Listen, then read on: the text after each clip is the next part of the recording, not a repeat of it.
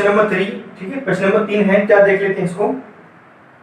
सिद्ध कीजिए fx बराबर, ठीक है, एक बॉक्स बोल सकते हैं इसको, ठीक है, बड़ा ब्रैकेट है, ठीक, बड़ा कोष्ठक में x लिखा है, तो fx बराबर, ये आपको फलन दिया गया है, द्वारा प्रदत्त महत्तम पूर्णांक फलन है। देखो क्लास 11th में हमने महत्तम पूर्णांक फलन, ठीक है ना, अचार फलन, इस टाइप के फलन पढ़े थे, उनमें से एक फलन है ये, जो फलन f r से r में है, ना तो एक एक ही है और ना ही आच्छादक है। हमें ये सिद्ध करना है, ना तो एक एक ही है ना आच्छादक है, जहां इसका मतलब यह है, बॉक्स x का मतलब यह है कि x से कम या उसके बराबर महत्तम पूर्णांक है। देखो उन्होंने बता दिया पहले से ही कि इसका मतलब क्या है, फिर भी इसको मैं बताता हूं अच्छी भाषा में, मतलब अच्छी भाषा मतलब समझने वाली भाषा। देखो उन्होंने इसका मतलब क्या क्या है, अगर आपको इसका मतलब समझ में आ गया तो आप खुद ही कर लोगे, ना तो एक एक ही होगा ना अच्छा होगा। इसका मतलब यह है, इस बॉक्स का मतलब x से तो कम होगा या उसके क्या होगा, बराबर होगा। कौन सा होगा, महत्तम पूर्णांक। महत्तम का मतलब होता है अधिकतम, हाईएस्ट, बड़े से बड़ा नंबर, ठीक है। और क्या होगा, पूर्णांक होगा, प्लस का भी हो सकता है माइनस का भी हो सकता है, ठीक है। ये तो समझने वाली बात हो गई। तो मैं वैसे समझ में नहीं आ रहा तो सिंपल समझवा देता हूं, तो मैं आर की जरूरत नहीं पड़ेगी बनाने की, हमें आर की जरूरत ही नहीं पड़ेगी। चलो मैं बना देता हूं फिर भी। देखो इसका मतलब ये होता है, अगर मैं इस बॉक्स के अंदर 1 रखूं तो भी मान 1 आएगा, इस बॉक्स के अंदर 1.2 रखूं तो भी 1 आएगा, 1.3 रखूंगा तो भी 1 आएगा, 2.4 रखेंगे, पॉइंट के बाद ही संख्या हटा दो तुम, तो बस वो मान होता है। अगर मैं लिख दिया माइनस के 3.5, माइनस के 3.5 तो -3 हो गया। कुल मिला के ये है हमारा आंसर, क्या आएगा, सिंपल सी बात ये समझो आप, पूर्णांक आएगा। पूर्णांक आएगा तो इसमें तो कई सारी संख्याएं हैं, कई सारी संख्या है। और दूसरी बात ये है, आप तो बस एक सिंपल सा उदाहरण समझ लो, 1.2 रखने पर भी 1 आ रहा है, 1.3 रखने पर भी क्या आ रहा है, 1 आ रहा है, और 1.2 और 1.3 बराबर नहीं होते हैं, ठीक है। तो महत्तम पूर्णांक का मतलब ये होता है, या फिर तो x से कम होगा या उसके बराबर होगा। ये जो लिखा हुआ है या तो उससे कम होगा, देख लो आप, या क्या होगा, बराबर होगा, ठीक है। और कैसा होगा, महत्तम, अधिकतम होगा, उससे क्या होगा, अधिकतम होगा। क्लियर, समझ में आई ना। तो अब आपको क्या ध्यान देना है, सीधे सीधे एक एक ही में कुछ करना नहीं है, मुझे बनाने की जरूरत नहीं पड़ेगी। सिंपल सी बात क्या है, आप लिख दोगे, क्या क्या लिखोगे बताइए ना, माना। माना क्यों, हमें ये सिद्ध करना है एक एक ही नहीं। देखो ना तो एक एक ही ना अच्छा तक है, जब कोई चीज ये सिद्ध करने के लिए कि वो चीज नहीं है तो उदाहरण देके कह दो उनसे, हो गया आंसर। यहां कहेंगे चूंकि 8.2 8.3 बिलोंग्स टू आर के लिए सुना अच्छे से, 8.2 1.3 में किस में से ले रहा हूं, इसमें से, एक एक ही के लिए इसमें से लेते हैं, अच्छा तक के लिए इसमें से, ठीक है।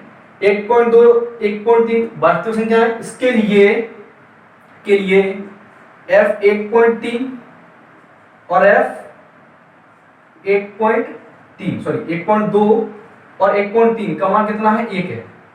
यहां लिख देंगे, चाहो आप लिख सकते हो 1.2 बराबर भी 1 होता है और 1.3 बराबर भी क्या होता है 1। चाहो तो आप ले सकते हो इसको, मतलब 1.2 का मान फलन में रखें तो भी 1 आएगा, 1.3 रखें तो भी फलन में क्या आएगा, 1 आएगा। परंतु वही बात, 1.2 बराबर नहीं है 1.3 के, इसलिए f 1 ही नहीं है। समझ में आया, हो गया। अब आच्छादक के लिए आते हैं। अब आच्छादक के लिए मैंने क्या बताया था, क्या बताया था, जरा सोचिए आप। अब आप खुद सोचिए, 1.2 रखने पर भी 1 आ रहा है, 1.3 रखने पर भी 1 आ रहा है, लेकिन जो दूसरा वाला जो है उसमें सभी 1.2 भी आता है, 1.3 भी आता है, 1.4 भी आता है, 1.5 भी आता है, 1.6 भी आता है, दशमलव वाली सभी संख्या आती है। बाकी सबकी तो हम बात ही नहीं कर रहे हैं, यहाँ पर बाकी सबकी संख्या की बात ही नहीं कर रहे हैं। ये जो संख्याएं आएंगी उनका कोई ऐसा मान होगा इसमें, क्योंकि ये तो क्या बना रहा है, उसमें पूर्णांक दे रहा है, मतलब इसमें इस फलन ये ऐसा फलन है इसमें कुछ भी संख्या डालो, कुछ भी, क्या आएगा, पूर्णांक आएगा, यानी कि आंसर किस में आएगा, सिर्फ -2 -3 -5 -4 ऐसे आएगा, 1 2 3 4 5 6 7 आएगा या 0 आएगा, क्योंकि वो दे नहीं रहा है, वो निकाल के क्या दे रहा है, सिर्फ ओनली उस सब क्या दे रहा है, इमेज क्या प्रतिबिंब बना रहा है, सिर्फ पूर्णांक। तो वहां पे पॉइंट वाइज संख्या सभी छुट्टी आएंगी, छुट्टी आएंगी, बस तो लिख दो आंसर, क्या लिख देंगे, चूंकि लिख दें, अब चूंकि ये ले लो 1.2, कोई दिक्कत थोड़ी ना है, 1.2 r के लिए कोई x बिलोंग टू r में इस प्रकार नहीं है कि f 1.2 बराबर क्या हो जाए, सॉरी fx बराबर क्या हो जाए, 1.2 हो जाए, मतलब x में इस वाले में ऐसा कोई अवयव नहीं है जिसको मैं रखूं तो 1.2 हो जाए, बाकी सबकी बात नहीं कर, आप तो एक ढूंढ लो 1.2 हो जाए, तो उसमें 1.2 तो हो ही नहीं सकता है ना, तो क्या हो गया, इसलिए f आच्छादक नहीं है, ठीक है। लास्ट में क्या लिख देंगे, अतः क्या पूछा उन्होंने क्या पूछा है बच्चों, महत्तम पूर्णांक फलन है ना, महत्तम पूर्णांक फलन है ना, तो लिख देंगे लास्ट में हमारा जो फलन है महत्तम पूर्णांक फलन fx बराबर x ना तो एक ही है और ना ही आच्छादक, दैट्स ऑल होगा, ठीक है। तो ऐसे हो जाएगा आंसर। अब समझ में आ रहा होगा आपको कि हमें आंसर कैसे लिखनी है, ठीक है, उनको कैसे देखना है, तो मेरे ख्याल से आपको क्लियर होता जा रहा है, क्लियर।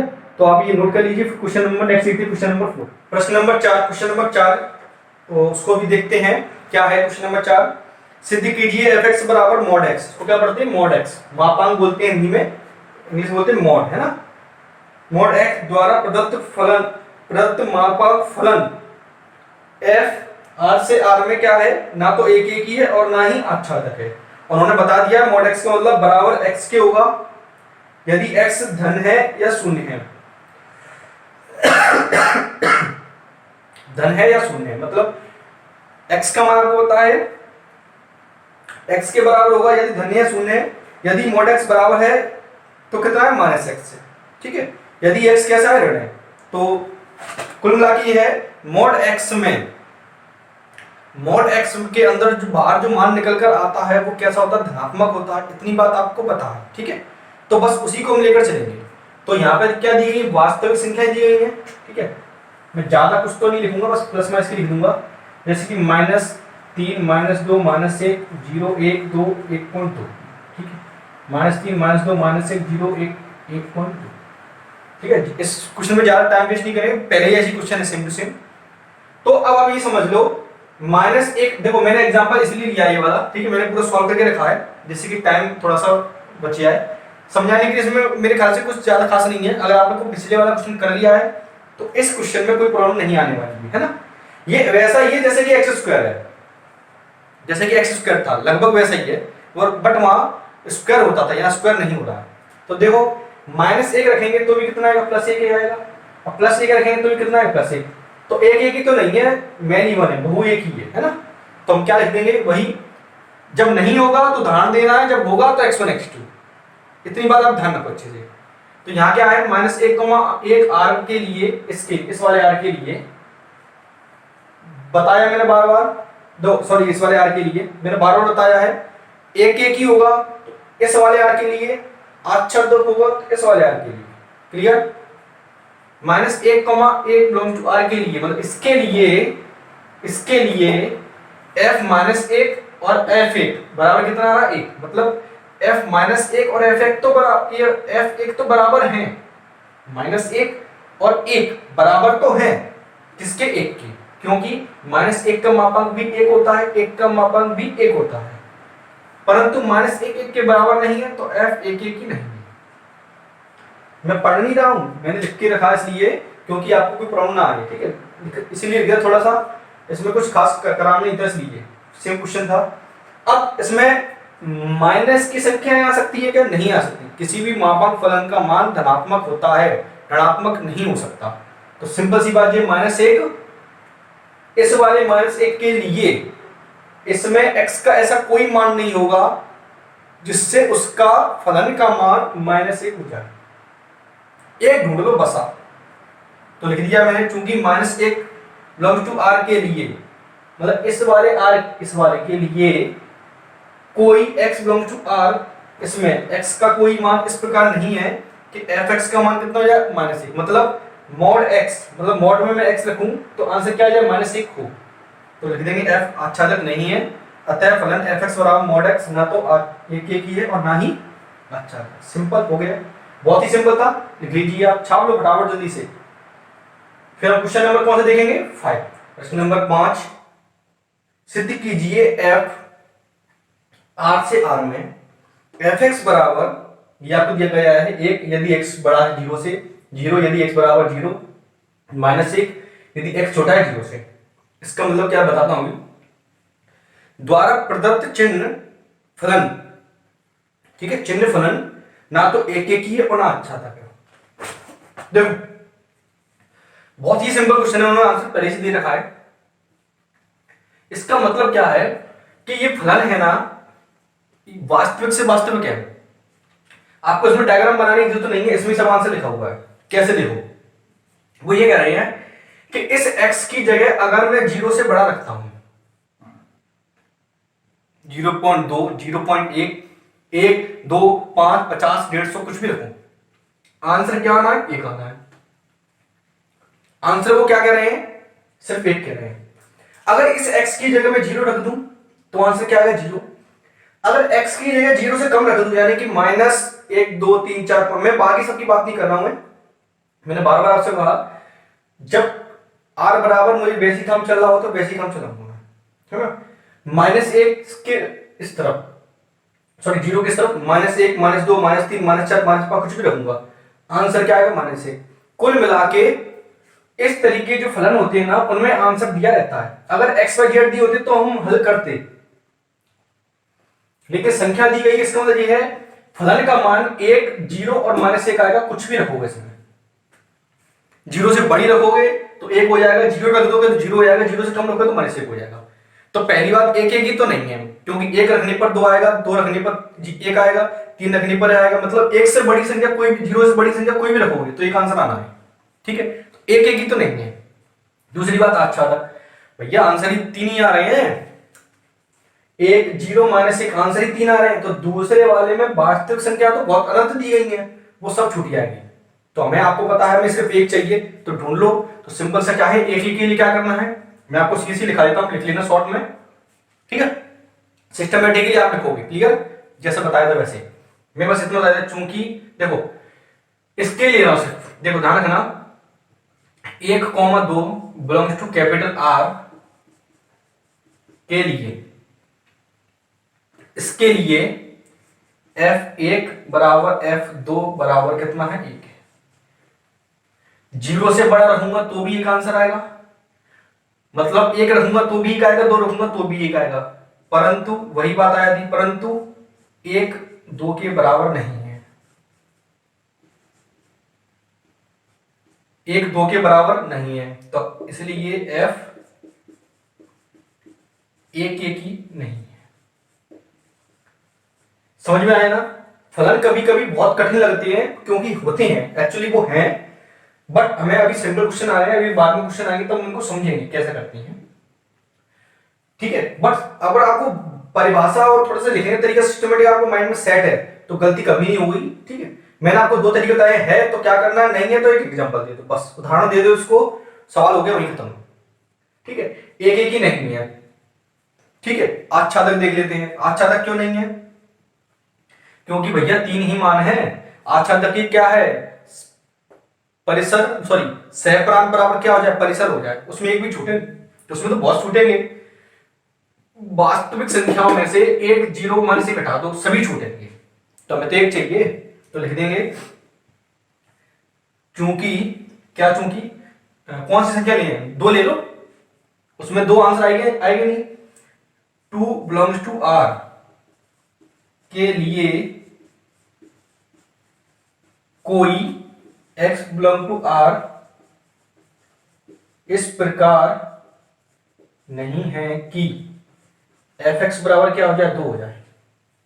मतलब यहां पर ऐसा x में ऐसा कोई मान नहीं है, x में ऐसा कोई मान नहीं है जो यहां पर क्या बना दे, y बराबर दो बना दे, fx बराबर क्या बना दे, दो। तो क्या लिख देंगे, इसलिए f आच्छादक नहीं है। ठीक है, तो लास्ट में क्या लिख देंगे, अतः फलन f ना तो एक ही है और ना आच्छादक है। सवाल हो गया, सिंपल था ना। नेक्स्ट क्वेश्चन देखते हैं, इसको नोट कीजिए, छापिए फटाफट। क्वेश्चन 6 भी देख लेते हैं, क्या है। मान लीजिए a बराबर 1 2 3, b बराबर 4 5 6 7 तथा f बराबर ये दिया गया है 1 4 2 5 3 6। ठीक है, a से b तक एक फलन है, मतलब a से b तक उन्होंने दिया है फलन है, तो सिद्ध कीजिए f एक ही है। बहुत ही सिंपल क्वेश्चन है, बेसिक क्वेश्चन दे दिया उन्होंने। ठीक है, सिंपल है।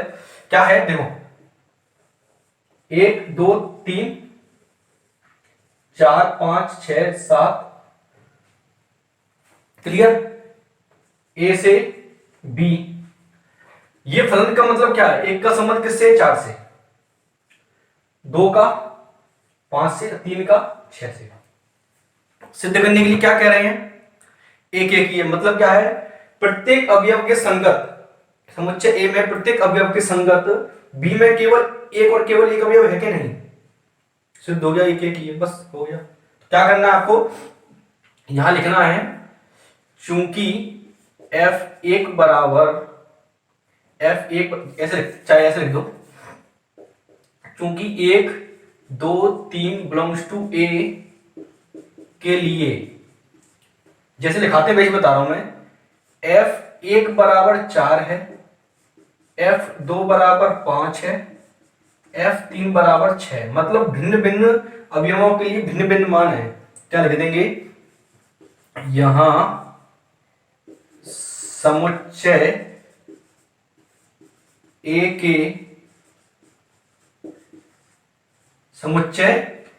के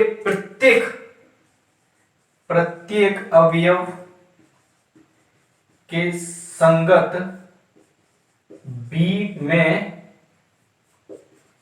एक और केवल एक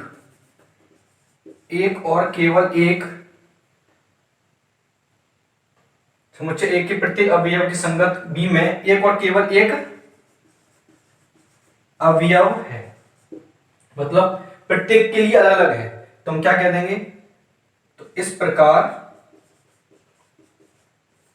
f कैसा है, एक ही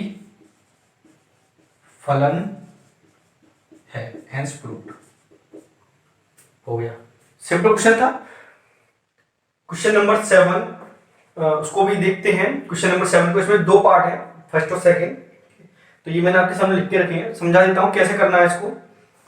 थोड़ा टाइम बचाने के लिए मैं लिख लेता हूं, क्योंकि अब मैं जैसे जैसे क्वेश्चन बढ़ता जाता है मैं टाइम कम लेना चाहता हूं, ठीक है। क्योंकि फर्स्ट क्वेश्चन में आपको डिटेल में लिया, करीबन बहुत टाइम हो गया उसमें, सेकंड में और कम टाइम लगा। क्योंकि पहली बात यह है, अगर आपको फर्स्ट क्वेश्चन समझ में आ गया, सेकंड समझने में कोई कठिनाई नहीं होगी, फिर सेकंड आ गया, थर्ड में कोई कठिनाई नहीं होगी। तो मेरे ख्याल से 7 क्वेश्चन एक ऐसा था जो आपको ज्यादा प्रॉब्लम नहीं देगा, इसलिए मैंने लिख दिया है, आप नोट कर लेना, बट समझ लो इसको क्या है।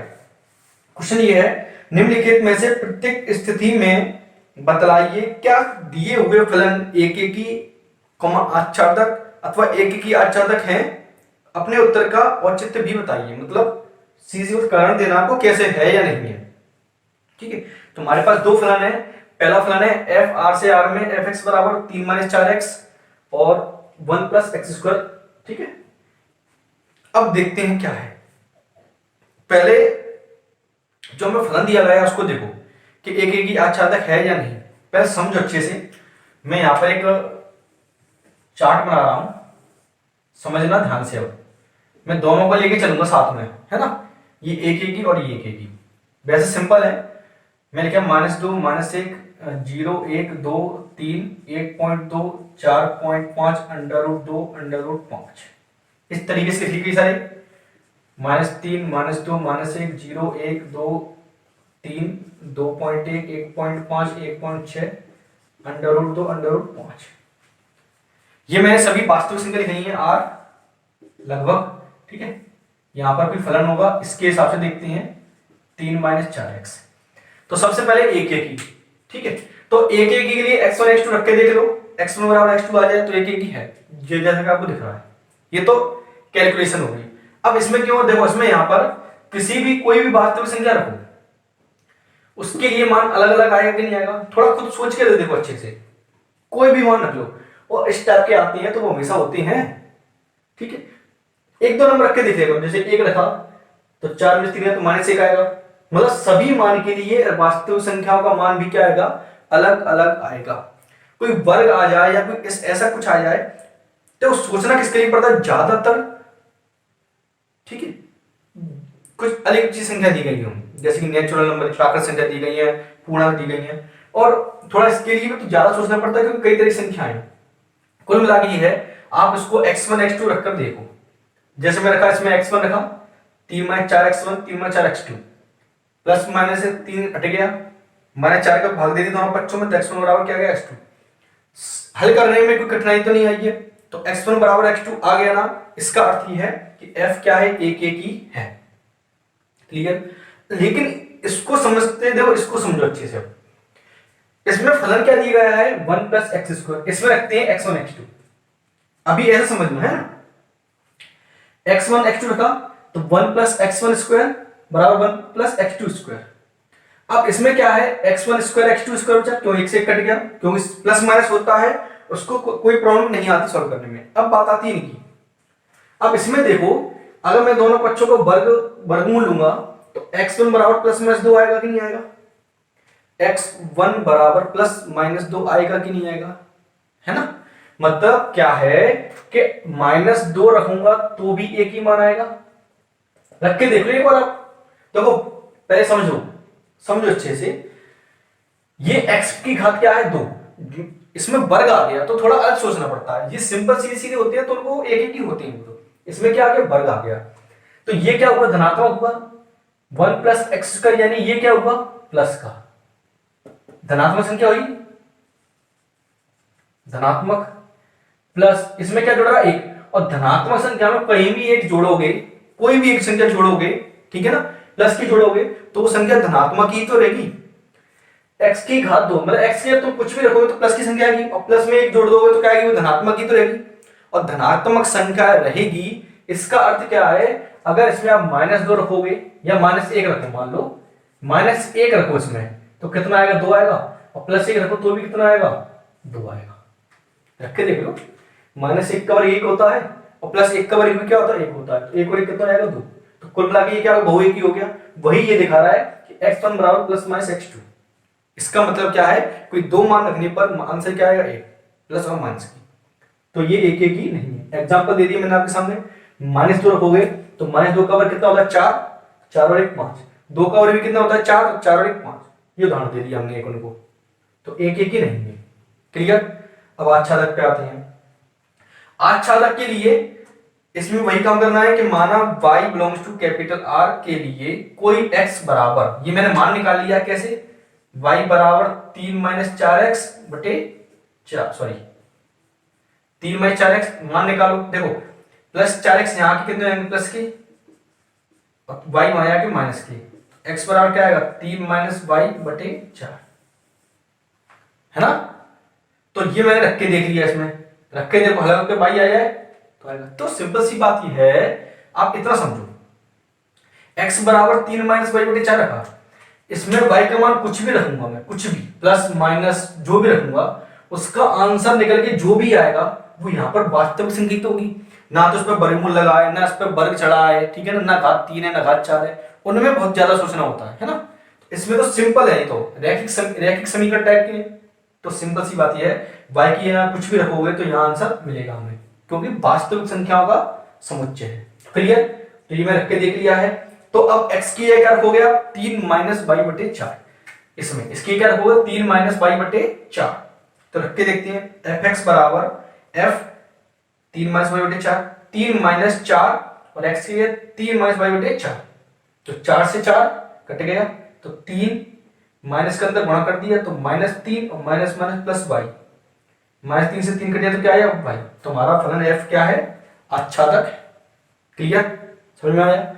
अब इसमें देखो, इसमें मैंने अभी बताया कि इस फलन में आप कोई भी मान रखोगे, कोई भी मान रखोगे, आंसर कैसा आएगा, धनात्मक आएगा।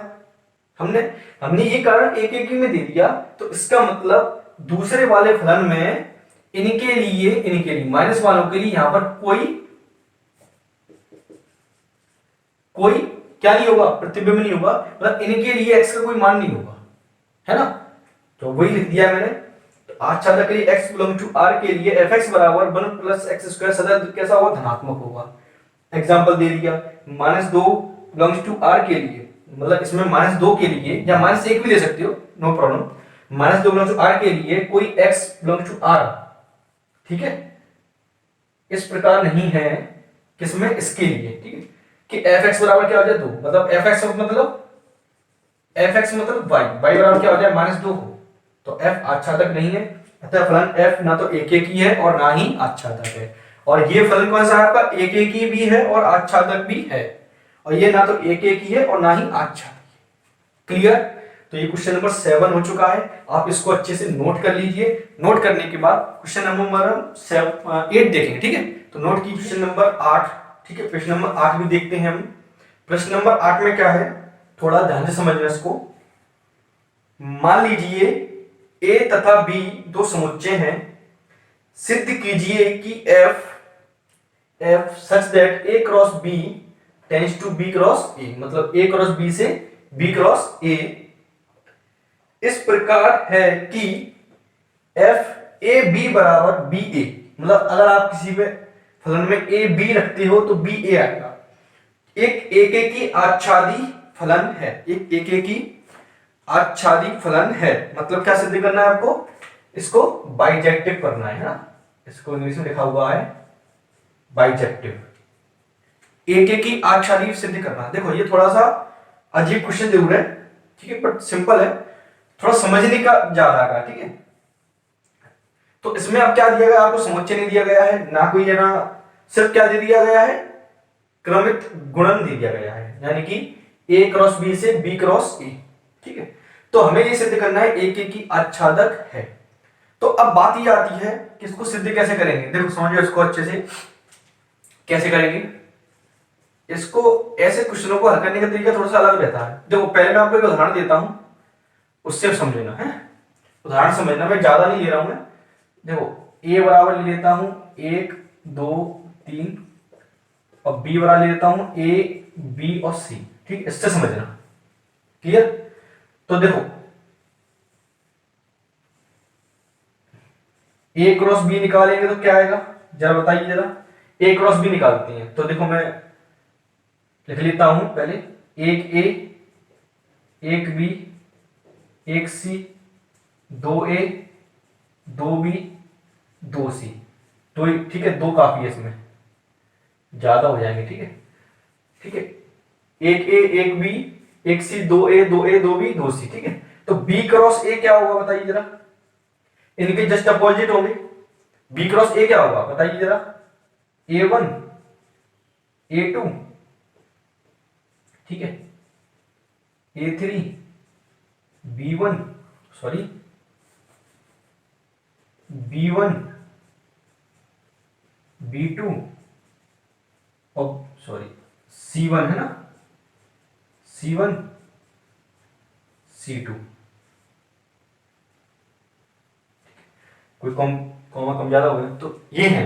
तो अब हमें बताना है एक की आच्छादक है कि नहीं।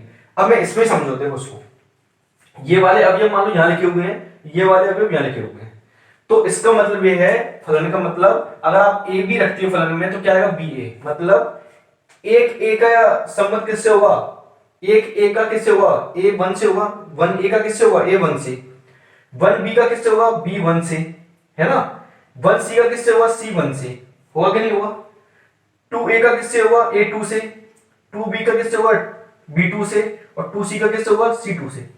तो कुल मिला के सभी अवयव इसमें होंगे। तो सिंपल सी बात आप ये समझो, मैंने आपको एक गुण सिखाया था कि अगर संख्याएं समान हो, देखो इसमें ए क्रॉस बी में जितने अवयव होंगे उतने ही बी क्रॉस ए में होंगे, होंगे कि नहीं होंगे, ये बताइए मुझे। बस एक छोटी सी बात समझ लो तो समझ में आ जाएगा। ए क्रॉस बी में जितने भी अवयव होंगे उतने ही क्रॉस बी क्रॉस ए में होंगे। अंतर क्या होता है, अगर इसमें कोई इस अवयव ए बी टाइप का लिखा हुआ है तो इसमें कैसे लिखा हुआ, बी ए टाइप का, तो फलन वही तो कर रहा है, ए बी को किसमें बदल देता है, बी ए में। तो इसमें एक भी अवयव ऐसा होगा जो इसमें नहीं होगा, ठीक है कि नहीं। तो इसके सभी अवयव इस क्रमित युग्म के सभी अवयव से क्या रखेगा, संबंध रखेगा, हर एक अवयव से। फॉर एग्जांपल दे रहा आपका उदाहरण के लिए देखो, ठीक है, क्योंकि अगर इसमें वन ए है तो इसमें ए वन होगा, क्योंकि ए क्रॉस बी किसमें बदल रहा है, बी क्रॉस ए में, या मतलब ए क्रॉस बी यहां दिया गया है और बी क्रॉस ए यहां दिया गया है।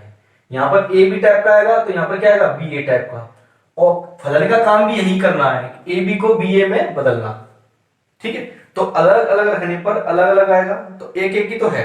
अच्छा तक क्यों होगा, क्योंकि जितने अवयव यहाँ है उतनी अवयव यहाँ है, और मैंने बताया था जब एक एक ही हो जाए और अवयव बराबर है तो एक एक ही अच्छा तक भी होता है, ये गुण बताया था लास्ट में आपको इंट्रोडक्शन में, ठीक है। अब करना कैसे है वो देख लेते हैं। अगर मैंने मान ली इसमें, अब अवयव किस हम मानते थे x1 x2 ऐसे मानते थे, अब इसमें अवयव कैसे होंगे, क्रमित युग्म के रूप में।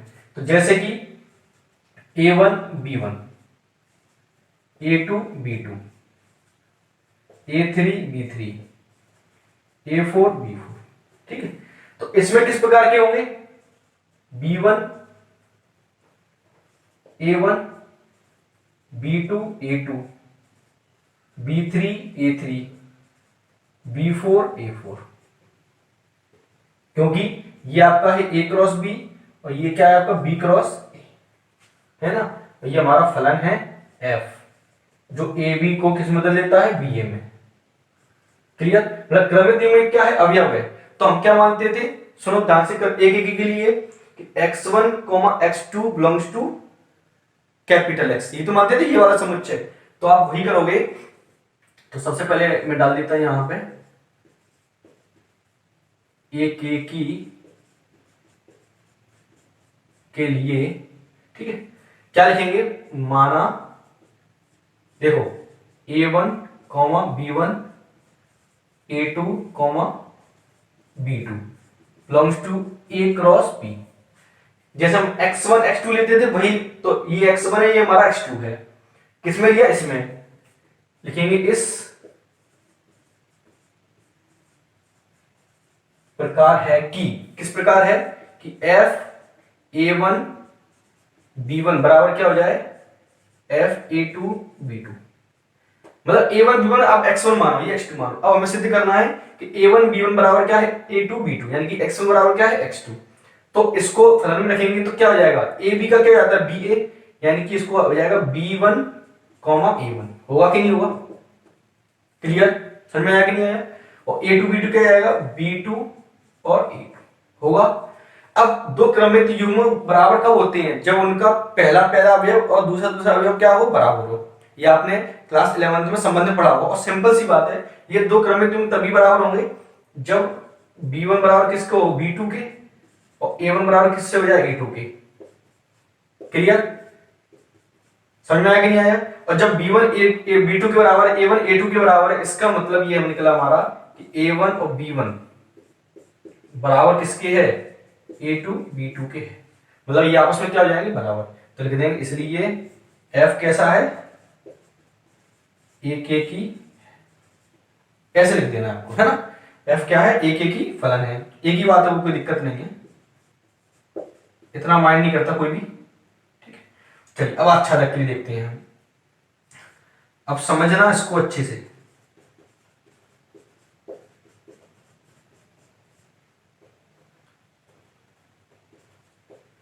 आच्छादक के लिए देखते हैं। आच्छादक है, मैं आच्छादक कैसे लगा था, अगर होता है आच्छादक तो तो प्रत्येक y बिलोंग्स टू दूसरा दूसरा समुच्चय बताया था मैंने आपको, तो वही लिखना है यहां पे, प्रत्येक y, y मतलब किस प्रकार का है, b है। देखो ये आप इसको x मानो, आप इस पूरे को क्या मानो x, तो ये क्या होगा y। समझो अच्छे से मैं क्या कहना चाह रहा हूं, f इस पूरे को क्या मानो x और ये पूरा क्या होगा y। तो y किस प्रकार से लिखा होगा, b एक प्रकार से, मतलब प्रत्येक b a belongs to b cross a के लिए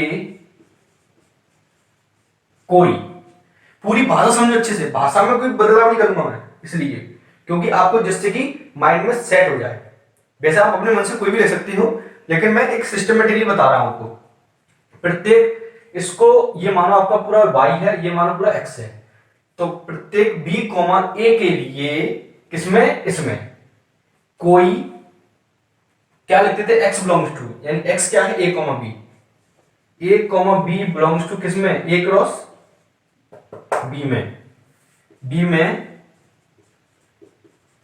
इस प्रकार है कि क्या लिखेंगे, f a b बराबर क्या हो जाए, b मैं यहां लिखता था, ध्यान करो, एफ एक्स बराबर क्या हो जाए y, और जो हो रहा है अगर मैं इसमें a कोई है ना ए बी है ना रखूंगा तो क्या हो जाएगा, b हो जाएगा, अब b रखूंगा तो क्या हो जाएगा ए बी। ठीक है, तो समझ में आ गया, तो लिख देंगे f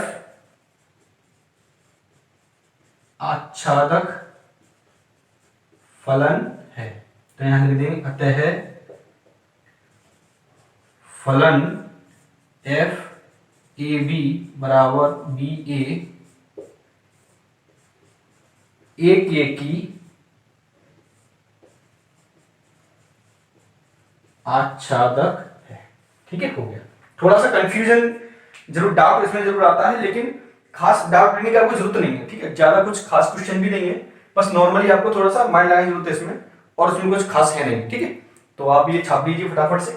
फिर हम नेक्स्ट नंबर 9, मान लीजिए कि समस्त n belongs to capital N के लिए, ठीक है, small n belongs to capital N, प्राकृतिक संख्या है, यहां n कुछ भी हो सकता है, यहां विषम में और सम में, ठीक है, के लिए फलन दिया गया है fn बराबर, ठीक है, ये फलन दिया गया है आपको fn बराबर, सॉरी यहां x लिख गया है, ये फलन है आपका n है ना, fn बराबर n प्लस 1/2 यदि n विषम है, और n/2 यानी n सम है, द्वारा परिभाषित फलन द्वारा परिभाषित एक फलन f n से n में है, बताइए कि क्या फलन f एक की आच्छादी है, अपने उत्तर का औचित्य भी बताइए। मतलब हमें बताना है क्या एक की आच्छादक है या नहीं। देखो एक बात और है, सवाल थोड़ा सा ध्यान दिया करो, कभी कभी ये पूछते हैं कि एक की और आच्छादक सिद्ध कीजिए कि एक की या और आच्छादक बताइए, या एक की आच्छादक बनाइए, तो तीनों बातें अलग अलग हैं।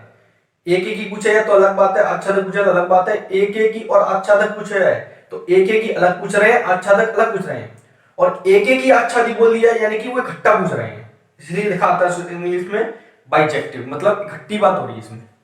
ठीक है, जब एक की पूछते हैं तो इंजेक्टिव लिखा आता है, आच्छादी पूछते हैं तो सब्जेक्टिव लिखा आता है। ठीक है, तो इंग्लिश में थोड़ा सा आप ध्यान रख सकते हैं। तो अब हमें ये थोड़ा सा अजीब क्वेश्चन है, ये इस टाइप क्वेश्चन में उदाहरण में भी देखा था ना, ये सवाल उदाहरण में भी था, तो पहले इसको देख लेते हैं जरा बनाकर कि एक की है या आच्छादक है, देखते हैं चलो।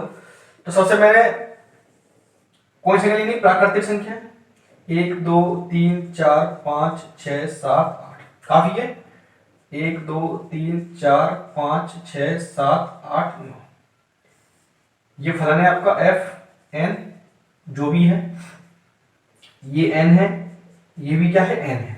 ठीक है, अब हमें बताना है कि एन विषम है तो ये वाला फलन लेना है, एन सम है तो ये लेना है। तो देखो एक एन क्या विषम है, तो 1 + 1/2 यानी 2/2 यानी 1, तो 1 का संबंध किससे हो, 1 से होगा।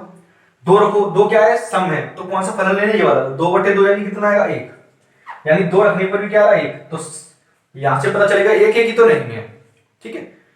आगे चेक करने की आपको जरूरत नहीं है, इनसे पता चलेगा कि हमें एक एक ही कैसे सिद्ध करना है।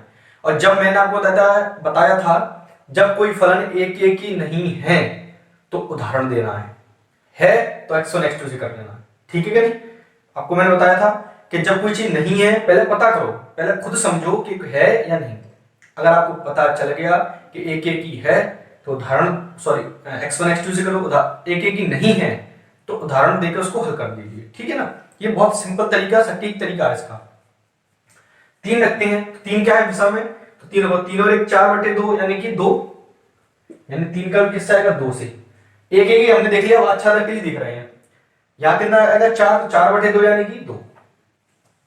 5 रखोगे तो 5 और 1 6/3 यानी कि 3, 6/3 2 यानी कि 3। तो कुल मिला के 7 का 4 से हो जाएगा और 8 का भी किससे होगा 4 से।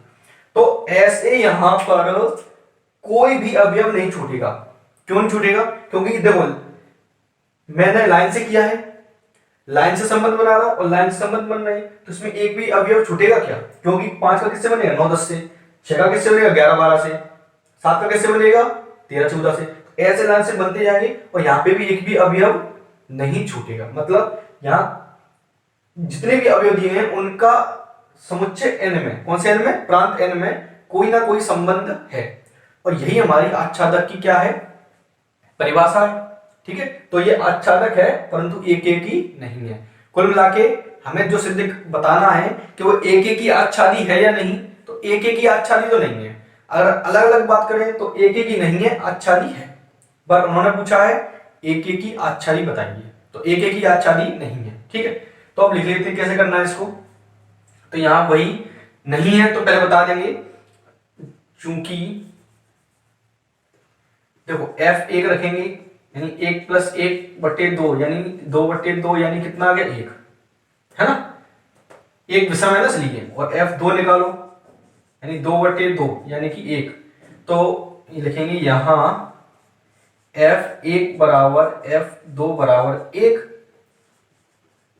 परंतु 1 बराबर नहीं है किसके, 2 के,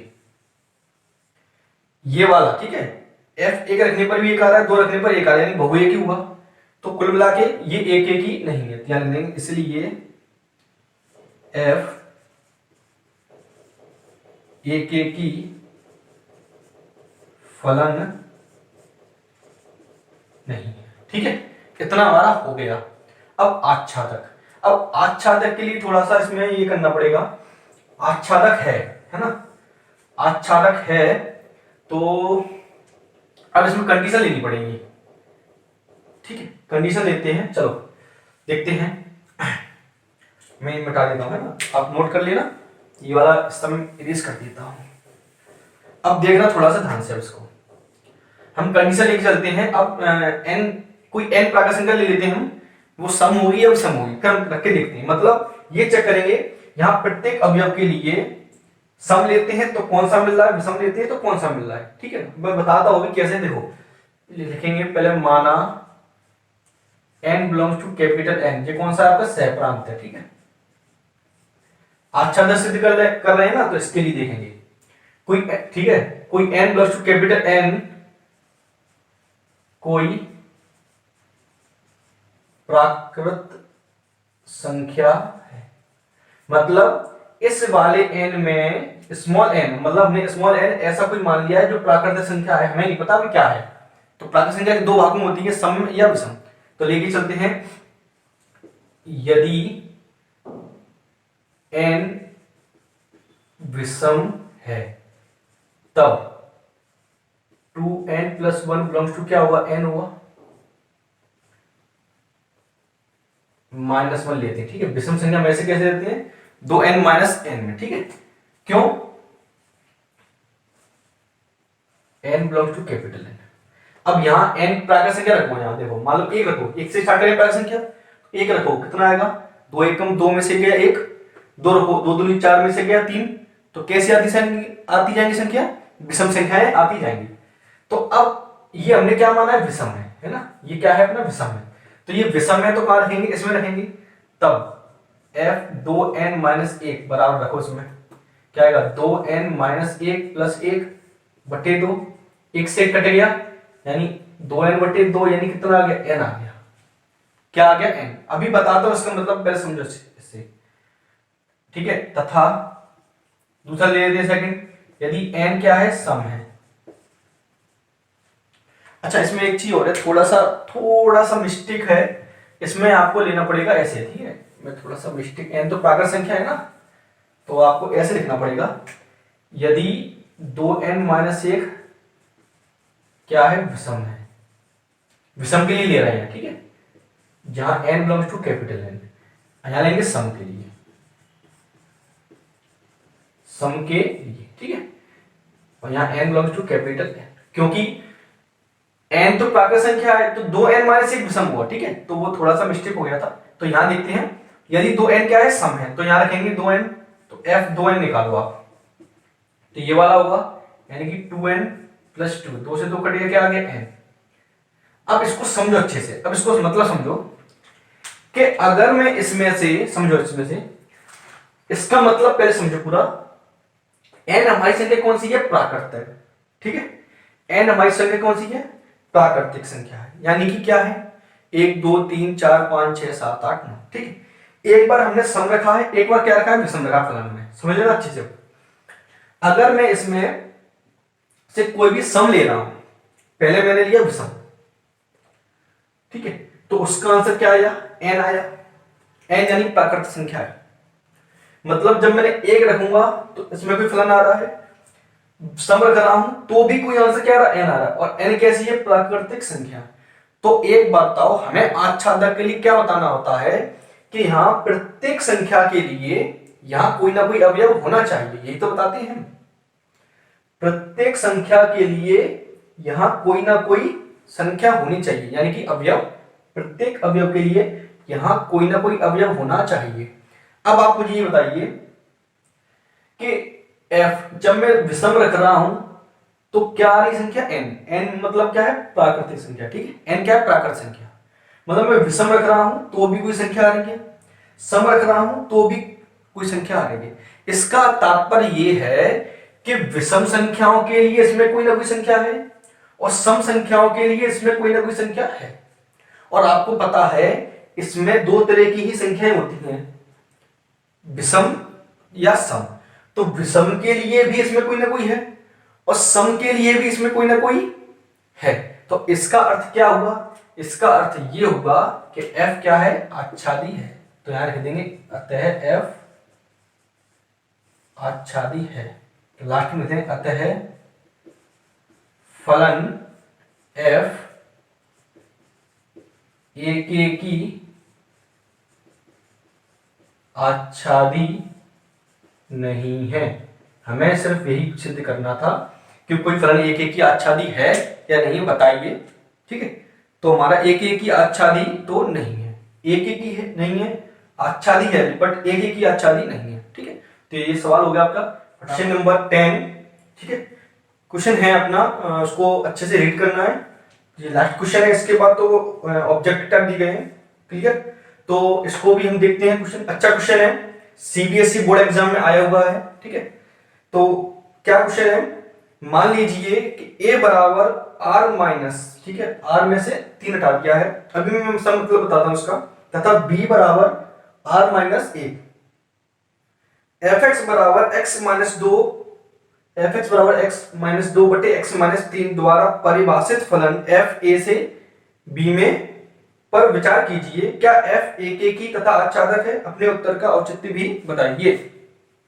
तो हमें बताना है क्या एकेकी आच्छादक है या नहीं। तो सिंपल सी बात यह है, अगर कोई फलन एकेकी तथा आच्छादक सिद्ध करना है आपको, है ना, एकेकी तथा आच्छादक सिद्ध करना है, तो उसके लिए क्या करना होता है। तो सबसे पहले आपको एक बात समझो, इसमें कुछ बातें हैं वो समझो अच्छे से। इसमें जो a बराबर दिया गया है, देखो मैं थोड़ा समुच्चय बनाता हूं, समझना अच्छे से, इसका मतलब बताता हूं मैं आपको पहले। ये f है, ठीक है, ये a है आपका समुच्चय, और ये b है, ठीक है। ये a बराबर जो वास्तविक संख्या है उसमें से कौन सा अवयव हटाया गया है, 3, मतलब ए समुच्चय में 3 नहीं होगा और कुछ भी हो सकता है। मतलब मैं कुछ नंबर लिख देता हूं, -1 0 1 2 3 नहीं है, 5 6 7, ठीक है। इसमें 3 नहीं है, 3 नहीं है और इसमें 1 नहीं है। बताता हूं, -4 -3 -2 -1 0 2 3 4 5 6 7 डॉट, ठीक है। अब समझना थोड़ी सी बात को, इसमें ये 2 कही गई है, ए बराबर वास्तविक संख्या में से 3 हटा दो। ए बराबर मतलब इसमें, और बी बराबर मतलब r माइनस 1, इसमें से 1 हटाना है। क्यों हटाना है इसका मतलब बताता हूं क्यों। हमारा जो फलन दिया गया है fx बराबर x माइनस 2 बटे x माइनस 3। अब आप ये बताइए, अगर मैं इसमें x की जगह 3 रख देता हूं, इसमें सीधे रहूंगा, x का मान इसमें से रखा जाता है, y का मान इसमें से रखा जाता है। अगर मैं x का मान इसमें 3 रख दूं तो बटे में क्या हो जाएगा, 0। और आपको पता है किसी भी संख्या या कहीं भी फलन में अगर बटे में 0 आ जाता है तो वो अपरिभाषित होता है, इसलिए उसमें से पहले समुच्चय में से 3 घटाया गया है, हटाया गया है, ठीक है। अब इसमें से क्यों घटाया गया है, इसका मतलब यह है कि बाद में जब x को y के रूप में बदलोगे, है ना, x को y के रूप में बदलोगे तो उसमें बटे में क्या आएगा, कुछ ऐसा आएगा जिसको 1 नहीं रख सकते, ठीक है। तो अब ये बताइए मुझे, ये हमें एक की आच्छादक सिद्ध करना है इस तरह से, ठीक है। तो एक की आच्छादक क्या करते हैं, देखो तो सिंपल सी बात ये, तो कभी वास्तविक संख्याएं होती है तो ज्यादा एक की आच्छादक होता है। इसमें आप 3 के अलावा कुछ भी रखो, कुछ भी रखो, इसमें कोई ना कोई वास्तविक संख्या आएगी। मतलब इसमें से कोई भी हटाकर कुछ भी रखो इसमें तो ये आंसर आएगा। इसमें कोई ना कोई अवयव बनेगा, मतलब अलग अलग मान रखने पर अलग अलग आएगा। और सिद्ध करने का तरीका आपको पता ही है, वही माना x1, x2 बिलोंग्स टू किसमें, ए में, है ना, ए में।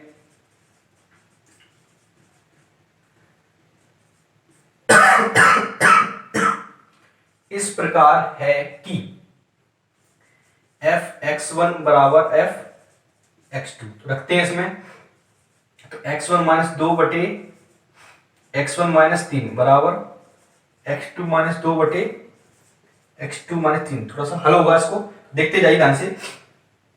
देखो अब मैं मल्टीप्लाई कर रहा हूं क्रॉस, है ना, इसका इसमें ध्यान से देखना आप, ठीक है, प्लीज ध्यान से देखना इसको। तो देखो x1 का इन दोनों से होगा तो x1 x2 minus 3x1, x1 का इन दोनों से होगा। अब माइनस 2 का इससे होगा तो -2x2 minus minus minus plus 3 दूनी 2 3 6, इसका इससे होगा तो x1 x2 minus 2x1 minus 3x2 minus minus plus 6। तो ये तो हल हो गया। अब देखते हैं क्या क्या कट रहा है। देखो x1 से x2 कट रहा है, ठीक है, और 6 से 6 कट गया, और कुछ कट रहा है बच्चों, नहीं कटा। तो करते हैं 95 कर, देखो -3x1, यहां के क्या हो जाएंगे प्लस के 2x1, यहां कहते हैं -3x2, यहां के क्या हो जाएंगे प्लस 2x2। तो यहां कितना बचेगा -x1, यहां पे कितना बचेगा -x2। मतलब क्या निकला, x1 बराबर क्या आ गया x2।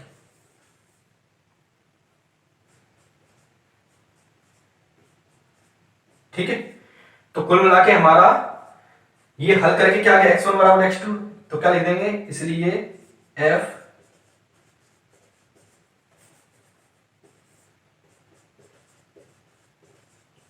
एक की फलन है। ठीक है, सिंपल था ना, तो इतना तो हो गया। अब चलिए आच्छादक के लिए, तो हमें करना एक की तथा आच्छादक बताना है। तो एक की तो हो गया, है ना, तो इसका मतलब आच्छादक भी होगा। तो क्या करते हैं, इसको पहले y के रूप में बदल लेते हैं। तो कैसे बदलेंगे, देखो ज्यादातर आप बदल दिया, ठीक है, क्योंकि आप इसमें ये बताइए मुझे, कोई भी इसमें से कोई भी ऐसी संख्या होगी जो उसको सेटिस्फाई नहीं करेगी, तो बदल के देखते हैं। सबसे पहले देखो ध्यान से, ठीक है, मैं थोड़ा यहां करके दिखाता हूं। देखो y बराबर क्या है, x माइनस 2 बटे x माइनस 3, सिंपली, ठीक है।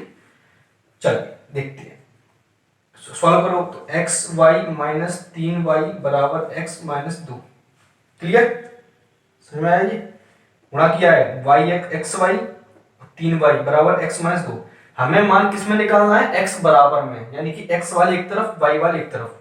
तो क्या करेंगे, देखो x y और ये प्लस x यहाँ कितना हो जाएगा माइनस का x, और ये माइनस के 3y माया के कैसे हो जाएंगे प्लस के -2। क्लियर समझ आ रहा ना।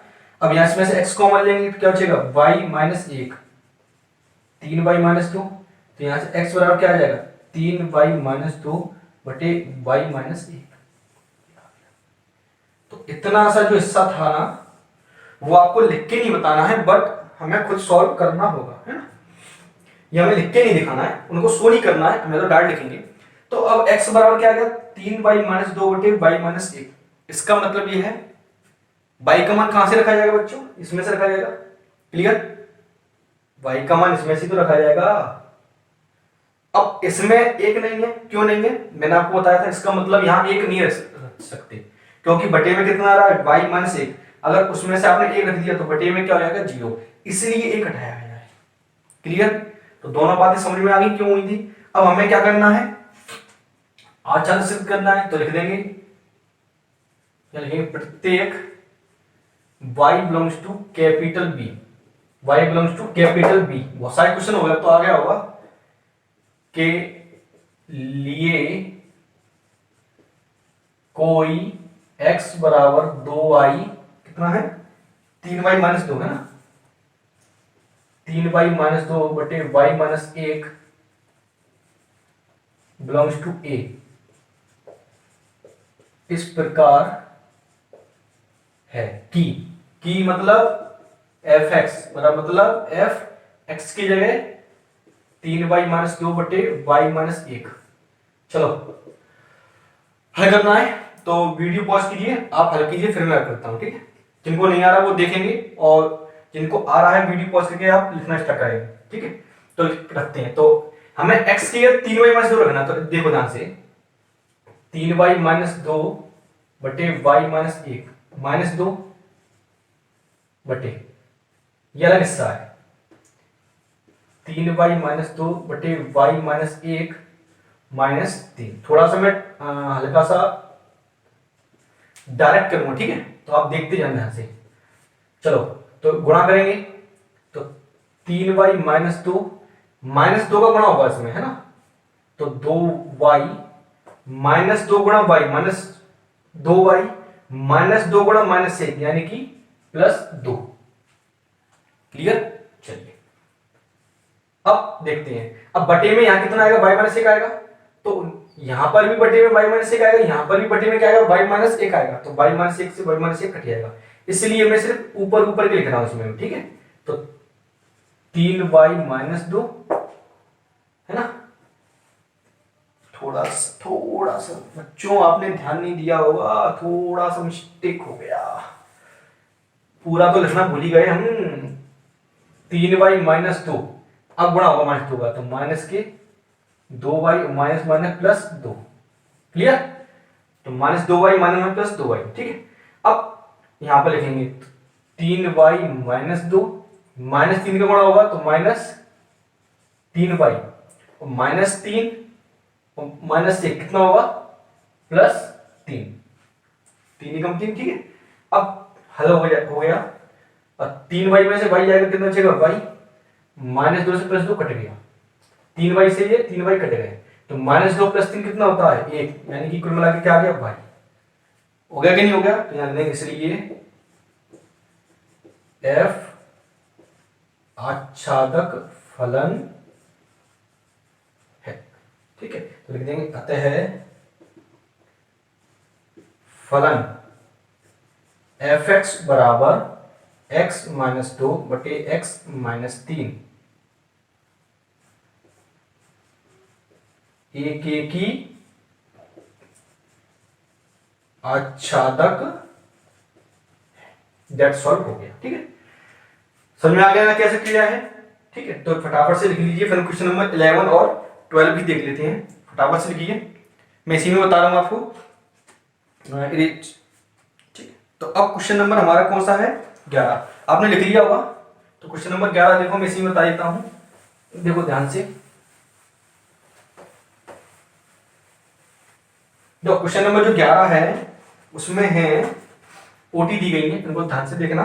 11 एफ आर से आर, और फलन दिया गया है x की घात 4।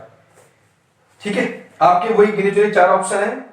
एक एक ही आच्छादक है, बहुएक आच्छादक है, एक एक ही है किंतु आच्छादक नहीं है, ना तो एक एक ही है और ना ही आच्छादक है। ये सवाल है हमारा। ठीक है, तो सबसे पहले हम देख लेते हैं जरा इसको। x की घात 4 है और वास्तविक संख्या है। घात कैसी बच्चों? घात कैसी है? घात कैसी है? घात है आपकी सम। ध्यान करो, क्वेश्चन नंबर 2 में जो हमने 5 किए थे बस वैसा ही है। ये क्या है? घात अपनी कैसी है? सम है। तो देखो सिंपल सी बात ये है, एक एक ही तो नहीं होगा, क्योंकि आप कुछ भी मत करो, -1 की घात भी 1 होती है और 1 की घात भी क्या होती है? -1 की घात 4 भी 1 होता है, 1 की घात भी 4 क्या होता है? 1 होता है। तो एक एक ही तो नहीं है, तो इसमें कौन सा है? एक एक ही नहीं है तो कौन सा को बहुएक है। अब आच्छादक और चेक कर लेते हैं। अब आच्छादक चेक करने के लिए आप ये बताइए मुझे, थोड़ा सा समझना। आच्छादक मतलब क्या होता है? इसमें एक भी अवयव नहीं छूटने चाहिए। आच्छादक का मतलब ये होता है इसमें एक भी अवयव नहीं छूटने चाहिए, और कोई भी वास्तविक संख्या की घात 4 लगाओ, मतलब सम संख्या है लगाओ, तो इसमें सभी संख्या कौन सी छूट जाएंगी? माइनस की छूट जाएंगी। इसका मतलब क्या है? ना तो एक एक ही है और ना ही आच्छादक है। एक एक ही भी नहीं है और आच्छादक नहीं है, तो कौन सा ऑप्शन है? डी, एफ ना तो एक एक ही है और ना ही आच्छादक है। ठीक है, डी आंसर हो गया इसका। लगा लो 12। देखो ठीक है ना, समझ आ गया ना क्या करना है? ये कर चुके हैं हम इस टाइप के क्वेश्चन। तो चलिए, क्योंकि घात सम होती है तो पहली बात ये माइनस की करो चाहे प्लस की घात लगाओ, प्लस आता है तो एक एक ही नहीं हुआ, है ना। लेकिन अब बात आती है इसमें आच्छादक की, तो आच्छादक प्लस माइनस की सभी छूट जाती है ना, तो माइनस की छूट गई, इसका मतलब आच्छादक नहीं है। अगला क्वेश्चन नंबर 12 है, fx बराबर 3x और फलन दिया आपका r से r में। भैया ये तो सिंपल है, एक एक ही होगा, है ना। होगा, रख के निकलो। 3x1 बराबर 3x2, 3 से 3 कटे गया तो x1 बराबर x2।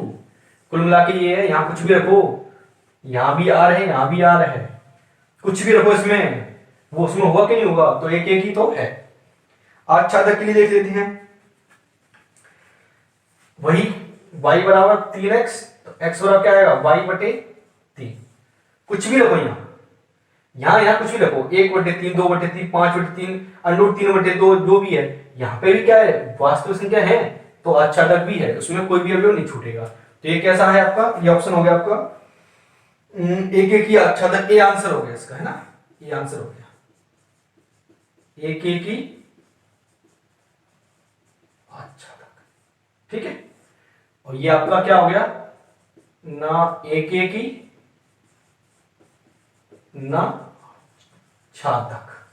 ठीक है, तो इसी के साथ हमारी प्रश्नावली 1.2 समाप्त होती है। और बच्चों प्लीज वीडियो पसंद आए तो लाइक जरूर करना, ठीक है, शेयर करें और सब्सक्राइब कर देना। ठीक है, जो बच्चे न्यू हैं जिन्होंने सब्सक्राइब नहीं किया है वो प्लीज सब्सक्राइब कर दें, अपने दोस्तों से भी कहें सब्सक्राइब करने की, वीडियो लाइक करने की एंड शेयर करने की। मैं जितना कोशिश हो सकता है उतना अच्छा मटेरियल देने की आपको कोशिश करूंगा। ठीक है, धीमे धीमे मेरा नया चैनल है, ठीक है, तो मैं कोशिश कर रहा हूं आपको ज्यादा से ज्यादा अच्छी नॉलेज और स्टडी मटेरियल देने की कोशिश करता हूं। ठीक है, थोड़ा सा प्रोसेस डाउन चल रहा है, मैं चाहता हूं आपको स्टडी मटेरियल भी दूं, नोट्स प्रोवाइड करवाऊं, तो धीमे धीमे प्रोसेस चल रही है।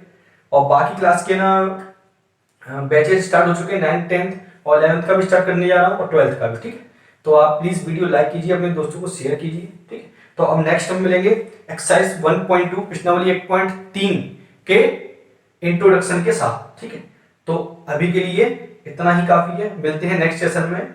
धन्यवाद।